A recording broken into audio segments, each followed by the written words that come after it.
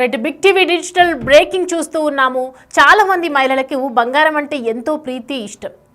ఏ ఇంట్లో ఏ చిన్న ఫంక్షన్ జరిగినా కూడా బంగారం కొనేందుకు ఎక్కువగా ఆసక్తి చూపిస్తూ ఉంటారు.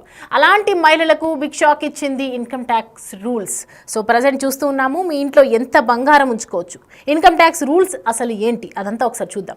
భారతదేశంలో బంగారంని కొనుగోలు చేసే సంప్రదాయం చాలా పాతది, అనాది కాలంగా వస్తున్నటువంటి ఆచారం అనుకోవచ్చు. ప్రజలు బంగారం కొని ఇంట్లో భద్రపరుచుకుంటూ ఉంటారు. ఇంట్లో ఎంత బంగారాన్ని ఉంచుకోవచ్చు, ఇప్పుడు ఎలా ఉంటుంది రూల్స్ అనేది మనందరికీ ఆసక్తికరంగా మారింది. పరిమితికి మించి బంగారం ఉంచితే అసలు ఏమవుతుంది, బంగారం అమ్మితే పన్ను కట్టాల్సిందేనా, ఇవన్నీ పూర్తి వివరాలు ఇప్పుడు మనం తెలుసుకునే ప్రయత్నం చేద్దాం. భారతదేశంలో బంగారాన్ని కొనుగోలు చేసే వాళ్ళకి షాక్ ఇచ్చిందని చెప్పొచ్చు. ప్రజలు బంగారం కొని మన దేశంలో బంగారాన్ని పెట్టుబడిగా మాత్రమే కాకుండా సంప్రదాయంగా కూడా చూస్తారు.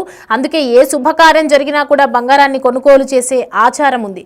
మహిళలకు ఇది అలంకారమైనప్పటికీ కూడా చాలా మంది దీనిని కష్టకాలంలో ఉపయోగపడే ఆస్తులుగా కూడా చూస్తారు. చాలా మంది బంగారం గొప్ప పెట్టుబడిగా భావిస్తూ ఉంటారు. ఇండియాలో భద్రతను దృష్టిలో ఉంచుకొని చాలా మంది బ్యాంకు లాకర్లో కూడా బంగారాన్ని ఉంచుతూ ఉన్నారు. దొంగలకు భయపడి ఇంట్లో పెట్టుకుంటే కూడా ప్రమాదం అని చెప్పి బ్యాంకుల్లో పెట్టుకుని లాకర్లో భద్రపరచుకు ఉండటం చాలా మందిని మనం చూస్తూనే ఉంటారు. అయితే ఇంట్లో ఎంత బంగారాన్ని ఉంచుకోవచ్చు, పరిమితికి మించి బంగారం ఉంచితే అసలు ఏం జరుగుతుంది, పూర్తి వివరాలు ఏంటి? భారత ప్రభుత్వ ఆదాయపు పన్ను నిబంధనల ప్రకారం ఇంట్లో బంగారాన్ని ఉంచుకోవడానికి పరిమితి ఉంది. దీని ప్రకారం ఈ పరిమితి స్త్రీలకు పురుషులకు భిన్నంగా ఉంటుంది. CBDT central board of direct taxes నిబంధనల ప్రకారం చూస్తే మీరు ఇంట్లో కొంత మొత్తంలో బంగారాన్ని మాత్రమే ఉంచుకోవచ్చు.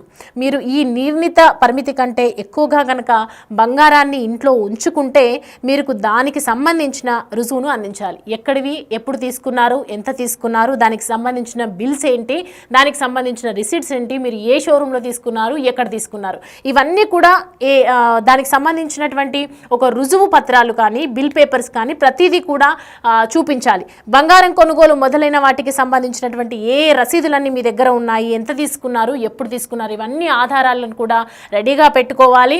సో మహిళలు ఎంత బంగారం మొత్తం మీద మనం చూసుకుంటే సరే ఉంచుకోమన్నారు, ఈ బిల్స్ చూపించమన్నారు, పరిమితి మాత్రమే వరకే కొనుక్కోమన్నారు, పరిమితి వరకు మాత్రమే దాచుకోవాలి, పరిమితి వరకే ఇంట్లో ఉంచుకోవాలని చెప్తున్నారు. కానీ ఎంత దాచుకోవాలి, ఎంత పరిమితికి ఉంచుకోవచ్చు, ఎంత పన్ను కట్టొచ్చు, ఇవన్నీ డీటెయిల్స్ మనం ఇప్పుడు తెలుసుకునే ప్రయత్నం చేద్దాం.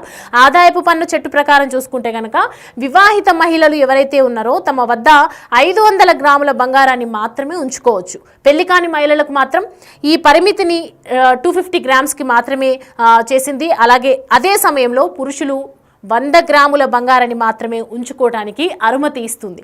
సో ప్రజెంట్ మరి వారసత్వంగా చాలా రోజుల నుంచి ఎంతోమంది మా తాతలు కావచ్చు, తండ్రులు కావచ్చు, మా అత్తగారు కావచ్చు, మా అమ్మగారు కావచ్చు, ఎంతోమంది మన కోసం బంగారం కొనిపెట్టి ఉంచారు. వారసత్వంగా దీన్ని ఈ బంగారం మరి ఉంటుంది, దానికి సంబంధించి మనం పన్ను కట్టాలా కట్టొద్దా అనే డౌట్ అందరికీ వస్తూ ఉంటుంది. మీరు డిక్లేర్ ఆదాయం లేదా పన్ను రహిత ఆదాయం నుండి బంగారాన్ని కొనుగోలు చేసి ఉంటే కనుక మీరు చట్టబద్ధంగా బంగారాన్ని వారసత్వంగా పొందినట్లయితే కనుక మీరు దానిపై ఎలాంటి పన్ను చెల్లించాల్సిన అవసరం లేదంటూ శుభవార్త చెప్పింది. సో ప్రజెంట్ చాలా మంది ఇప్పుడు ఇబ్బంది పడుతూ ఉంటారు. వారసత్వంగా తీసుకున్నటువంటి బంగారంకు ట్యాక్స్ కట్టాలంటే చాలా కష్టం. చాలా మంది దగ్గర బంగారం వారసత్వంగా తల్లిదండ్రుల దగ్గర నుంచి కూడా ఎంతో బంగారం ఉంటూ ఉంటుంది. దానికి సంబంధించి ఎలాంటి ట్యాక్స్ మాత్రం కట్టనక్కర్లేదని చెప్తోంది. నిబంధనల ప్రకారం చూసుకుంటే నిర్ణీత పరిమితిలో దొరికినటువంటి బంగార ఆభరణాలను ప్రభుత్వం జప్తు చేయదు. కానీ నిర్ణీత పరిమితికి మించి బంగారం ఉంటే మాత్రం మీరు రసీదును ఖచ్చితంగా డెఫినెట్గా చూపించాలి, పొందుపరచాల్సిన అవసరం ఎంతైనా ఉంది. సో మరి బంగారం అమ్మితే కనుక పన్ను కట్టాల్సిందేనా అన్న అనుమానాలు కూడా వస్తున్నాయి, అనే క్వశ్చన్స్ కూడా రేజ్ అవుతూ ఉన్నాయి. ఈ నేపథ్యంలోనే బంగారాన్ని ఇంట్లో ఉంచుకోవడానికి పన్ను, బంగారం ఆభరణాల హోల్డింగ్స్ లేదు. కానీ మీరు బంగారాన్ని విక్రయిస్తే దానిపై ఖచ్చితంగా పన్ను చెల్లించాలి. మీరు 3 సంవత్సరాల పాటు ఉంచిన తర్వాత బంగారాన్ని కనుక విక్రయిస్తే దాని నుండి వచ్చే లాభంపై 20% చొప్పున long term capital gains LTCG పన్ను ఖచ్చితంగా విధించబడుతుంది. మరి బంగారు బాండ్లను విక్రయించడంపై పన్ను ఉంటుందా ఉండదా అనే క్వశ్చన్స్ కూడా ఉన్నాయి. మీరు 3 సంవత్సరాల లోపు గనక సావరిన్ గోల్డ్ బాండ్ SGBని కనుక విక్రయిస్తే దాని నుండి వచ్చే లాభం మీ ఆదాయానికి జోడిస్తారు. అలాగే మీ పన్ను స్లాబ్ ప్రకారం దానిపై పన్ను విధిస్తారు. సావరిన్ గోల్డ్ బాండ్ SGBని 3 సంవత్సరాల తర్వాత విక్రయించినట్లయితే కనుక లాభంపై 20% ఇండెక్సేషన్స్ 10% ఇండెక్సేషన్ లేకుండా పన్ను విధిస్తారు. కానీ మీరు మెచ్యూరిటీ వరకు గోల్డ్ బాండ్ని ఉంచుకుంటే కనుక లాభంపై పన్ను ఉండదు.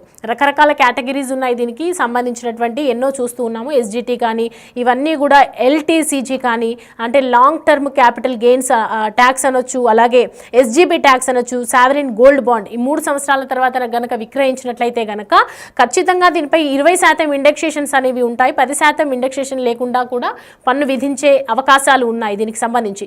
సో బంగారం అమ్మితే మాత్రం ట్యాక్స్ కట్టాల్సిందే అన్న క్వశ్చన్స్ కూడా మనకు రేజ్ అవుతున్న నేపథ్యంలో బంగారాన్ని ఇంట్లో ఉంచుకోవడానికి ట్యాక్స్, పన్ను బంగారం ఆభరణాల హోల్డింగ్స్ దీనికి సంబంధించి ఏవి లేవు. కానీ మీరు బంగారాన్ని కనుక విక్రయిస్తే గనక దానిపై ఖచ్చితంగా ట్యాక్స్ చెల్లించాల్సిన అవసరం ఎంతైనా ఉందని చెప్తూ ఉన్నారు. మీరు 3 సంవత్సరాల పాటు ఉంచిన తర్వాత బంగారాన్ని కూడా విక్రయిస్తే దాని నుండే వచ్చే ఎంతైతే లాభం ఉంటుందో, అంటే మనం తీసుకున్నప్పుడు బంగారం రేటు ఎంత ఉంది, దానికి మనం ఎంత పన్ను విధించాము, దానికి సంబంధించి మళ్ళీ నెక్స్ట్ 3 years తర్వాత బంగారం రేటు పెరిగినట్లయితే కనుక ఖచ్చితంగా దాని మీద ఎంత లాభం అయితే వస్తుందో దానికి 20% వరకు మనం పన్ను ఖచ్చితంగా కట్టాల్సి ఉంటుంది. దాన్నే long term capital gains LTCG పన్ను అని అంటారు. దాన్ని ఖచ్చితంగా దాన్ని ఎప్పుడు తీసుకున్నామో డిస్టెన్స్ ప్రకారం కనుక రేటు, అప్పుడు ఒకవేళ తక్కువ రేటుకి తీసుకొని గత 3 సంవత్సరాల తర్వాత మళ్ళీ 3 సంవత్సరాల తర్వాత కనుక ఖచ్చితంగా రేటు పెరిగితే కనుక ఆ 3 సంవత్సరాల లోపు ఎంత పెరిగింది, అప్పుడు ఎంత ట్యాక్స్ కట్టామో అదంతా తీసేసి ఇప్పుడు పెరిగినటువంటి రేటు దృష్ట్యా 20% మాత్రం LTCGని విధిస్తుంది పన్ను. ఖచ్చితంగా అది కట్టాల్సిందే అని చెప్తూ ఉన్నారు. అండ్ మరి డిక్లేర్డ్ ఆదాయం లేదా పన్ను రహిత ఆదాయం నుండి బంగారాన్ని కొనుగోలు చేసి ఉంటే కనుక మీరు చట్టబద్ధంగా బంగారాన్ని వారసత్వంగా ఎప్పుడైతే అఫీషియల్గా ఇది వరకు మనకు వారసత్వంలో గత తల్లిదండ్రులు కావచ్చు, అత్తమామలు కావచ్చు కొని పెట్టినటువంటి ఆ బంగారానికి ఖచ్చితంగా ఒకవేళ రసీదులు కానీ లీగల్గా తీసుకున్నట్లయితే ఖచ్చితంగా చట్టబద్ధంగా ఏదైతే తీసుకుంటారో ఆ బంగారానికి ఖచ్చితంగా పన్ను అనేది చెల్లింపు ఉండదు. మీరు దానిపై ఎలాంటి పన్ను చెల్లించాల్సిన అవసరం అయితే ఖచ్చితంగా లేదు. అలాగే నిబంధనల ప్రకారము నిర్ణీత పరిమితిలో దొరికినటువంటి బంగారు ఆభరణాలను మాత్రం ప్రభుత్వం జప్తు చేయదని చెప్తోంది. అలాగే నిర్ణీత పరిమితికి మించి గనక బంగారం ఉంటే, ఒకవేళ మనం అనుకున్నటువంటి బంగారం కాస్త ఎక్కువగా ఉన్నట్లయితే కూడా ఖచ్చితంగా మీరు రసీదును చూపించాలి, దానికి ఖచ్చితంగా ట్యాక్స్ కట్టించాలని చెప్తూ ఉంది ప్రభుత్వం. సో ప్రజెంట్ మరి ఎంత బంగారం కొనవచ్చు అనే దాని మీద కూడా మనం తెలుసుకున్నాము. ఆదాయపు పన్ను చట్టు ప్రకారం కనుక చూస్తే వివాహిత ఎవరైతే మ్యారీడ్ వాళ్ళు ఉన్నారో ఆ మహిళలకు ఖచ్చితంగా 500 గ్రాముల చొప్పున బంగారం మాత్రమే వాళ్ళ దగ్గర ఉంచుకోవచ్చు. 500కు కనుక ఎక్కువ తీసుకుంటే కనుక దీనికి సంబంధించి 500 తర్వాత 500 గ్రామ్, 502 గ్రామ్స్ ఉన్నా కూడా ఖచ్చితంగా దానికి ట్యాక్స్ కట్టాల్సిందే. దానికి సంబంధించిన బిల్స్ చూపించాలి, దానికి సంబంధించిన రసీద్స్ ఉండాలి కంపల్సరీ. ఎంత ట్యాక్స్ కట్టాము, దానికి సంబంధించి మనం ఎంత పన్నుని పే చేసాము, ఏ రకంగా తీసుకున్నాము, ఎక్కడ తీసుకున్నాము, ఇవన్నీ కూడా ఇన్కమ్ ట్యాక్స్ ఖచ్చితంగా సబ్మిట్ చేయాల్సి ఉంటుందని చెప్తూ ఉన్నారు. అయితే ఒకవేళ పెళ్లి కాని పరిమితి మహిళలకు మాత్రం ఈ పరిమితిని పెళ్ళైన వాళ్ళకి ఏ విధంగా అయితే 500 గ్రాములకు పరిమితి మాత్రమే పెట్టిందో అలాగే పెళ్లి కాని మహిళలకు కూడా కొంత పరిమితి పెట్టింది. 250 గ్రాములు మాత్రమే బంగారాన్ని కొనుక్కోవచ్చు. దానికి మించి ఎక్కువ పెట్టుకుంటే మాత్రం ఖచ్చితంగా దీనికి సంబంధించి కూడా యాక్షన్స్ ఉంటాయి. దీనికి సంబంధించి ట్యాక్స్లు పే చేసుకోవాలి.